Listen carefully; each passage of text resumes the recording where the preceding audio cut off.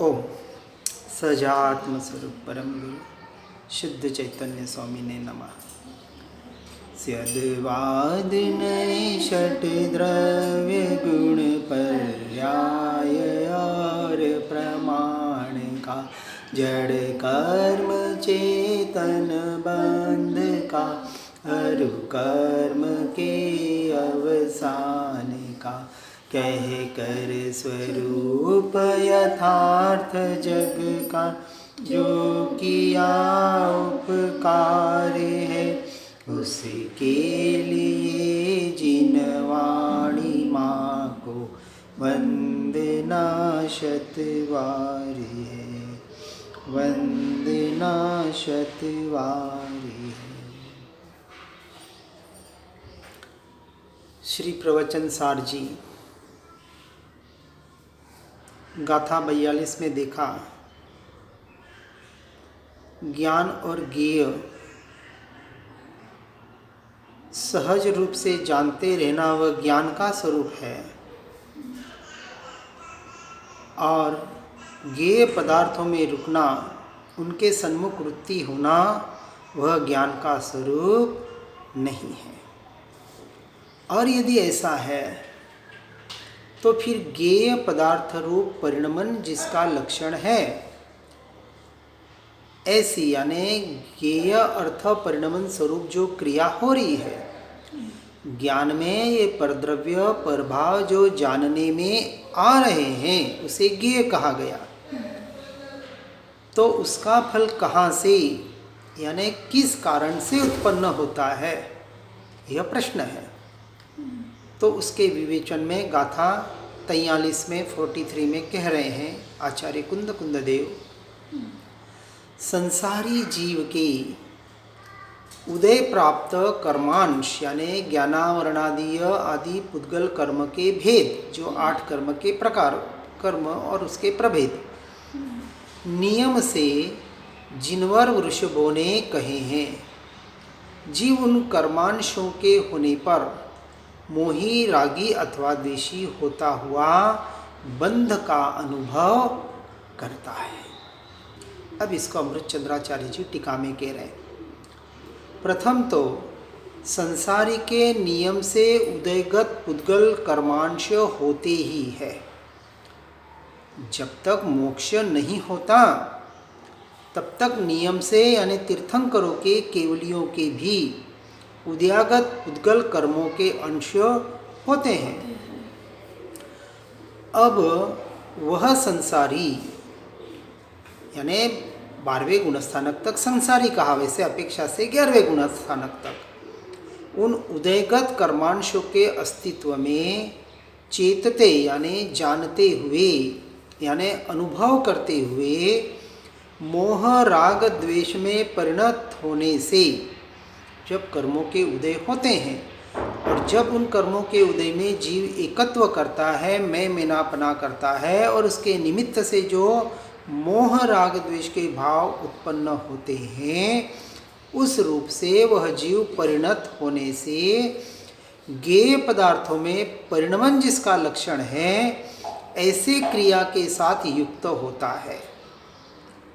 तो यह भी एक लक्षण है कि जब जीव का उपयोग परद्रव्य की ओर जाता है तो वो पर भाव रूप परिणमित अपने आप को हुआ ऐसा अनुभव करता है और इसलिए क्रिया के फलभूत बंध का अनुभव करता है। क्या करता है?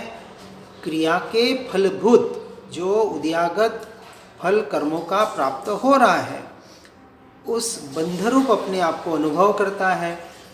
और इससे ऐसा कहा है कि मोह के उदय से ही यानी मोह के उदय में युक्त होने के कारण से ही क्रिया और क्रियाफल होता है। यानी जो भी इस जीव के परिणमन बाहर के पुद्गल के क्रिया और क्रियाफल हो रहा है वह मोह के उदय से हो रहा है, ज्ञान से नहीं हो रहा है। यानी ज्ञानादि जो गुण है उसका और उसके पर्यायों का इस मोह के उदय से कुछ भी संयोग संबंध निश्चय की अपेक्षा से नहीं है। यानी इसलिए यह सारे भाव सर्व प्रकार से त्यागने योग्य है। यानी सबसे पहला त्याग क्या होता है कि उसे अपना मानना छोड़ना, यह सबसे बड़ा त्याग है, आंतरिक त्याग। और बाहर से जब अपना मानना ही छोड़ देंगे तो बाहर का त्याग तो सहज से ही घटित हो जाएगा। अब ऐसा उपदेश देते हैं कि केवली भगवान की क्रिया भी क्रियाफल यानी बंध उत्पन्न नहीं करती। अब वहाँ केवली परमात्मा के 4 घाती कर्म क्षय हुए, 4 अघाती कर्म शेष है, परंतु उस अघाती कर्म से होने वाली क्रिया भी क्रिया का फल यानी बंध उत्पन्न नहीं करती। इसको गाथा 44 में बता रहे हैं। उन अरहंत भगवंतों के उस समय खड़े रहना, बैठना, विहार और धर्मोपदेश स्त्रियों के मायाचार की भांति स्वाभाविक ही प्रयत्न बिना ही होता है। यानी वहाँ कुछ कर्तृत्व और भोक्तृत्व बुद्धि नहीं है, उसके बिना सहज ही परिणमन हो रहे हैं। अब उसकी टीका में कहते हैं, जैसे स्त्रियों के प्रयत्न के बिना भी उस प्रकार योग्यता का सद्भाव होने से स्वभावभूत ही माया के ढक्कन से ढका हुआ व्यवहार प्रवर्तता है। मायाचारी जो स्त्रियों में बताई गई और मान जो पुरुषों में होता है। 4 कषायों में अपनी अपनी मुख्यता से 4 गति बताई जाती है। लोभ देवों में होता है और क्रोध नारकी में होता है। इस प्रकार से क्रोध, मान, माया, लोभ के परिणाम जो इन जीवों के परिणमित हो रहे हैं और सहज ही हो रहे हैं। अज्ञानी जीव है, मोह माया में रचा पचा जीव है, उसको उस तरह से कहीं भी विचार करना नहीं पड़ता कि मुझे ये कार्य करना है। उसी प्रकार केवली भगवान के प्रयत्न के बिना ही, यानी किसी भी प्रकार के बिना प्रयत्न के, कुछ भी प्रयत्न न होने पर भी उस प्रकार की योग्यता का सद्भाव होने से खड़े रहना, बैठना, विहार और धर्म देशना स्वभावभूत ही प्रवर्तते हैं। और यह यानी प्रयत्न के बिना ही विहार आदि का होना बादल के दृष्टांत से अविरुद्ध है। जैसे बादल के आकार रूप परिणमित पुद्गलों का गमन, स्थिरता, गर्जन और जलवृष्टि पुरुष प्रयत्न के बिना भी देखी जाती है। अब उसको बादल को इस प्रकार के परिणाम करने के लिए किसी को कुछ करना नहीं पड़ता। उसी प्रकार केवली भगवान के खड़े रहना इत्यादि अबुद्धिपूर्वक ही यानी इच्छा के बिना ही देखा जाता है। इसलिए यह स्थानाधिक यानी खड़े रहना, बैठना इत्यादि के व्यापार मोहोदय पूर्वक न होने से क्रिया विशेष यानी क्रिया के प्रकार होने पर भी केवली भगवान के क्रियाफल बोध बंध के साधन नहीं होते।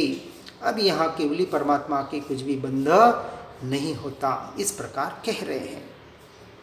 इसी प्रकार वहाँ तो संपूर्णतः केवली परमात्मा निर्बंध है, उसी प्रकार चौथे, पांचवें, छठे गुणस्थानक में भी समझना। चौथे में अनंतानुबंधी क्रोध मान माया लोभ का लोप हुआ। पांचवें में अप्रत्याख्यानी क्रोध मान माया लोभ का लोप होता है और छठे में प्रत्याख्यानी क्रोध मान माया लोभ रूपी कषायों का अभाव होता है और 13वें में यानी केवल ज्ञान में स्वंजलन का भी अभाव हो जाता है। इस प्रकार होने से तीर्थंकरों के पुण्य का विपाक अकिंचित कर ही है, यानी कुछ करता नहीं है, स्वभाव का किंचित घात नहीं हो रहा है क्योंकि घातिया कर्म क्षय हो गए हैं। ऐसा अब निश्चित करते हैं गाथा 45 में। अरहंत भगवान पुण्य फल वाले हैं और उनकी क्रिया औदिक है यानी उदयागत सहज ही हो रही है। और कैसी है? मोहादि से रहित है, इसलिए वह क्षायिकी मानी गई है। अब इसकी टीका में कहते हैं, अरहंत भगवान जिनके वास्तव में पुण्य रूपी कल्प वृक्ष के समस्त फल भली भांति परिपक्व हुए हैं ऐसे ही है, और उनकी जो भी क्रिया है वह सब उसके यानी पुण्य के उदय के प्रभाव से उत्पन्न होने के कारण अवदय की ही है। किंतु ऐसे पुण्य के उदय से होने वाली होने पर भी वह सदा अवदय की क्रिया महामोह राजा की समस्त सेना के सर्वथा क्षय से उत्पन्न होती है। इसलिए मोह राग द्वेष रूपी उपरंजकों का अभाव होने से, उपरंजक यानी मलिनता कराने वाले ऐसे विकारी भावों से रहित होने की वजह से, उनका अभाव होने से चैतन्य के विकार का कारण नहीं होती है, जैसे छद्मस्त जीवों के होती है। इसलिए कार्यभूत बंध की अकारणभूतता से और कार्यभूत मोक्ष की कारणभूतता से क्षायिकी ही क्यों न माननी चाहिए, अर्थात क्षायिक ही माननी चाहिए। और जब क्षायिकी ही माने तब कर्म विपाक यानी कर्मोदय भी उनके यानी अरहंतों के स्वभाव विघात का कारण नहीं होता, ऐसा निश्चित होता है। यानी यहाँ ये समझना है, हम जब अरहंत बनेंगे, केवल ज्ञान को प्राप्त करेंगे, तो हमारी भी यही दशा होने वाली है।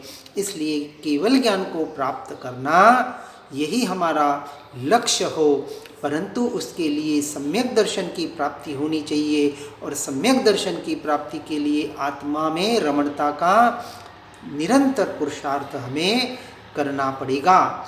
हम जिस अवस्था में हैं उस अवस्था से आगे बढ़ने का प्रयास करें।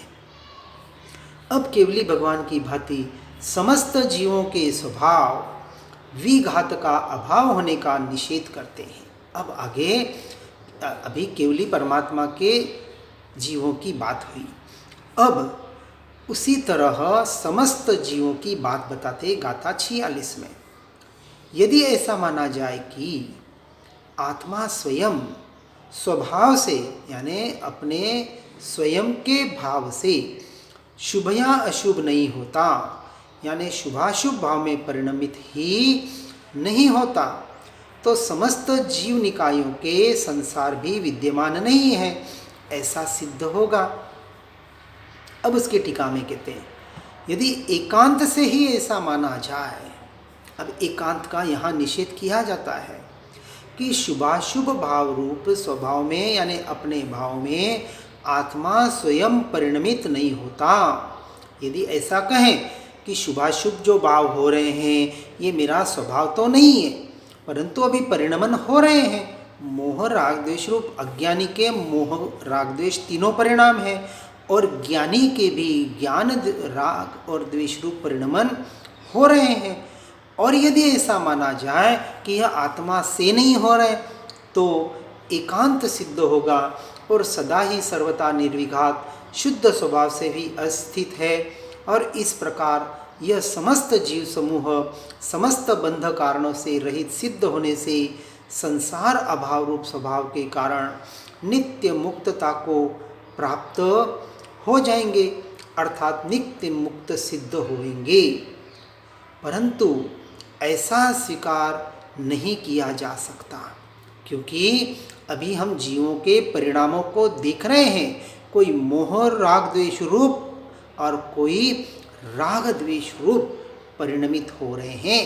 शायिक समकितीय से भरत चक्रवर्ती श्रेणिक महाराजा भी तीव्र से तीव्र राग द्वेष रूप परिणमित होते हुए दृष्टांत से देखे जाते हैं।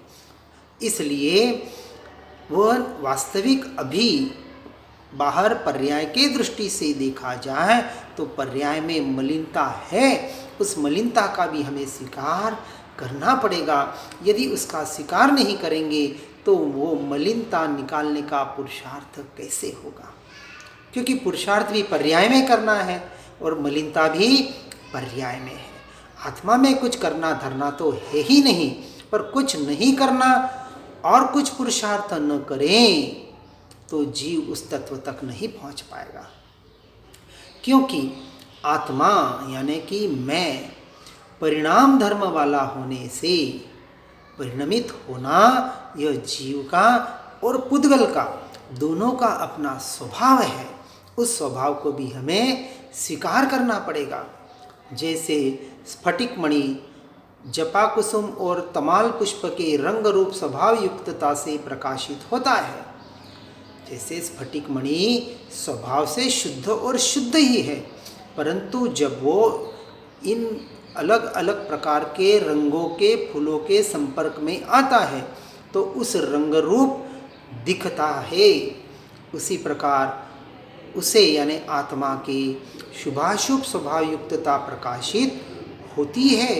यह जो शुभाशुभ भाव रूप परिणाम बाहर दिख रहे हैं, मोह राग द्वेष रूप ये जो परिणाम हो रहे हैं, ये आत्मा से ही हो रहे हैं, आत्मा के नहीं है परंतु आत्मा से है। इस बात को थोड़ा गहराई से समझना है।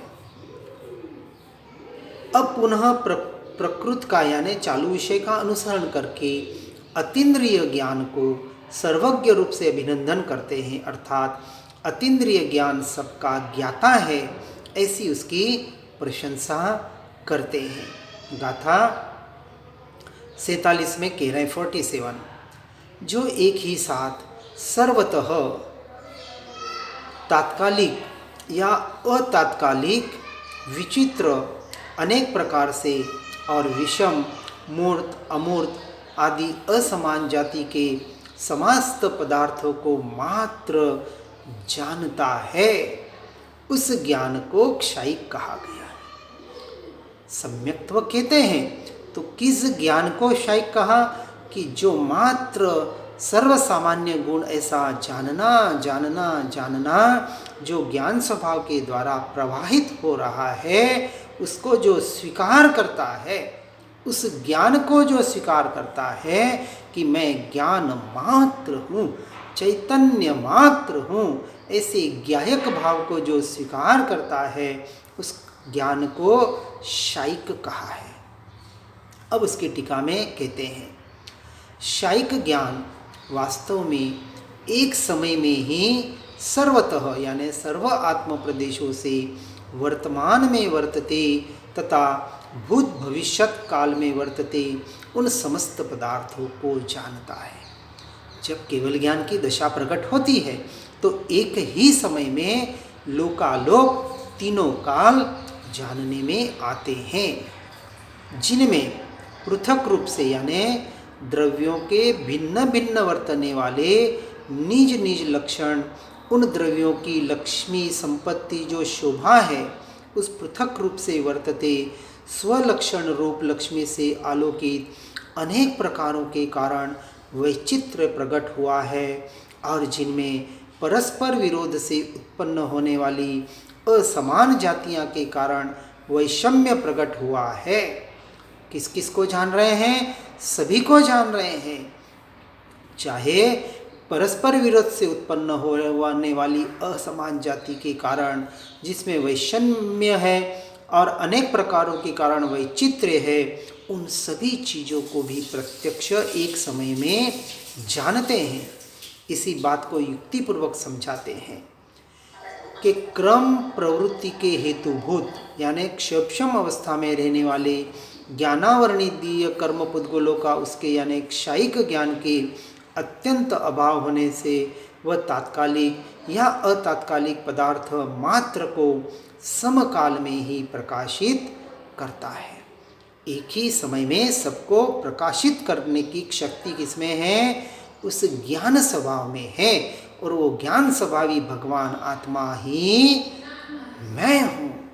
ऐसे स्वयं की महिमा आवे तो जीव अन्य की महिमा को भूलकर अपने स्वभाव की महिमा करके आज हम जीवों को बाहर की महिमा है कि कितनी पुरुषों की महिमा है, किसी धन दौलत की महिमा है, किसी चीज़ की महिमा है, पद प्रतिष्ठा आदि की महिमा है, या धर्म क्षेत्र में आवे तो किसी क्रियाओं की महिमा है, कितना भूखा रहा, कितना शरीर को कष्ट दिया, उसकी महिमा है, और आगे बढ़े तो देवगुरु शास्त्र की महिमा है, परंतु जिसकी महिमा सद्देव, सद्गुरु, सत्शास्त्र, सद्धर्म के द्वारा बताई जाती है, परमात्मा भी जिसकी महिमा करते हैं, ऐसे निज आत्मा की महिमा आज दिन तक नहीं आई।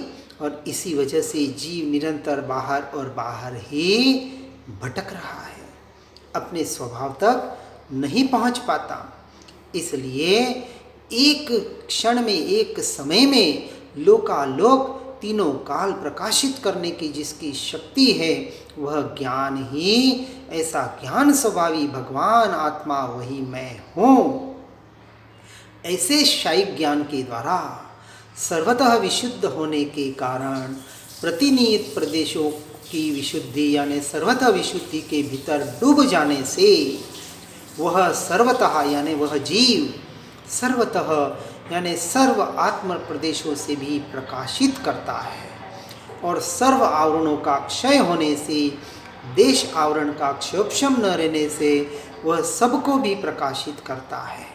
दो बात बताई, स्वपर प्रकाशकता बता रहे हैं। जब जीव चौथे में आत्मा के निर्णय से, स्वरूपाचरण चारित्र से जब अपनी आत्मस्थिरता का पुरुषार्थ करता है, पांचवें छठे गुणस्थानक में वीरति और सर्ववीरति के आधार से आत्मरमणता का प्रयास करके जब सातवें गुणस्थानक से आगे श्रेणी मांडता है, तब ऐसी विशुद्धि को प्राप्त करते करते इतने भीतर डूब जाता है कि सर्व आत्म प्रदेशों को केवल ज्ञान के एक समय में प्रकाशित करता है। इसलिए आत्मा के असंख्य प्रदेश केवल ज्ञान के पहले प्रकाशित यानी दृष्टिगोचर नहीं होते, और उसी समय लोकालोक तीनों काल को एक ही समय में जानते हैं।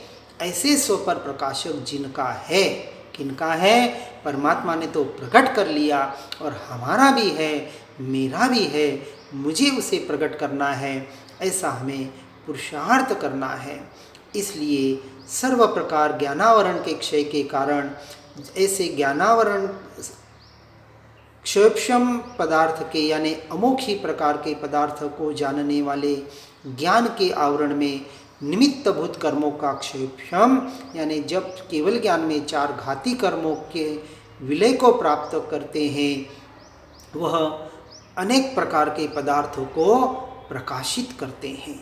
और असमान जातीय ज्ञानावरणा के क्षय के कारण असमान जाति के पदार्थ को जानने वाले ज्ञान के आवरण में निमित्तभूत कर्मों के क्षय के कारण और समान जातीय ज्ञानावरण का क्षोभम यानी समान जाति के ही पदार्थों को जानने वाले ज्ञान के आवरण में निमित्तभूत कर्मों का क्षोभम नष्ट हो जाने से वह विषम को भी प्रकाशित करते हैं। यानी सम और विषम, स्व और पर दोनों को एक समय में प्रकाशित करते हैं। और प्रकाशित ऐसा समझना है कि पर द्रव्य पर भाव प्रकाशित होते हैं, उस क्षण भी, उस समय भी वह केवल ज्ञानी परमात्मा अपने स्वरूप में ही लीन है। और यही हमें अभ्यास करना है, इसका स्वीकार, क्योंकि केवल ज्ञान पाना है तो केवल ज्ञान की स्थिति को, उसके स्वरूप को सहर्ष स्वीकार करके उसी का पुरुषार्थ करेंगे तो हम भी उस केवल ज्ञान को एक समय में अपने भीतर ही प्रकट कर सकते हैं। इस तरह से अति विस्तार से पूरा पड़े यानी कुछ लाभ नहीं, जिसका अनिकार यानी रोका न जा सके, ऐसा अमर्यादित फैलाव है। ऐसा प्रकाशमान होने से शाइक ज्ञान अवश्यमेव सर्वदा सर्वत्र सर्वथा सर्व को जानता है। अभी वह सर्वत्र सर्वदा सर्वथा जानने की शक्ति प्रकट नहीं हुई है, लेकिन सत्ता में पड़ी हुई है।